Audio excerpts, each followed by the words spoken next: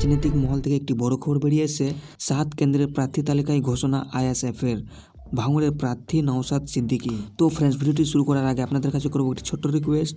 আপনি যদি আমাদের চ্যানেলে নতুন হয়ে থাকেন তাহলে অবশ্যই চ্যানেলটিকে সাবস্ক্রাইব করে রাখবেন এবং পাশে থাকা বেল আইকনটিকেও বাজিয়ে রাখবেন, যাতে পরবর্তীকালে এরকম গুরুত্বপূর্ণ খবর সবার আগে দেখতে পাবেন। বিজেপির প্রার্থী তালিকা ঘোষণার কয়েক ঘন্টার মধ্যেই রাজ্যে 7 আসনের প্রার্থীর নাম ঘোষণা করল ভাইজান আব্বাস সিদ্দিকির ইন্ডিয়ান সেকুলার ফ্রন্ট ISF। ভাঙড়ে দাঁড়াচ্ছেন খোদ আব্বাস সিদ্দিকির ভাইজান নওশাদ সিদ্দিকী। মধ্যগ্রামের প্রার্থী হয়েছেন বিশ্বজিৎ মাইতি। জঙ্গিপাড়ায় প্রার্থী করা হয়েছেন শেখ মঈনুদ্দিন। আসন্ন বিধানসভা ভোটে বামফ্রন্ট ও কংগ্রেসের সঙ্গে জোট বেঁধে লড়ছে আব্বাস সিদ্দিকির ইন্ডিয়ান সেকুলার ফ্রন্ট। প্রথম থেকে অবশ্যই আসন সমঝোতা নিয়ে জটিলতা তৈরি হয়েছিল। অনেক কষ্টে সেই জটিলতা কাটানো গিয়েছে।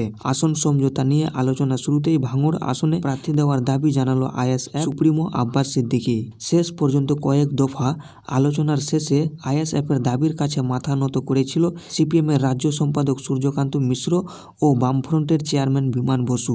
গত সপ্তাহে প্রথম প্রার্থী তালিকায় প্রকাশ করেছিল ISF। যদিও ওই প্রার্থী তালিকায় ভাঙড়ে প্রার্থীর নাম ছিল না, ফলে জল্পনা শুরু হয়েছিল তবে কি ভাই নওশাদ সিদ্দিকীর পরিবর্তে সংখ্যালঘু ভাঙড়ে অন্য কাউকে দাঁড় করাচ্ছেন আব্বাস সিদ্দিকী। বৃহস্পতিবার রাতে অবশ্যই সব জল্পনায় জল ঢেলে ভাঙড়ে প্রার্থী হিসাবে নওশাদ সিদ্দিকীর নাম ঘোষণা করেছে ISF।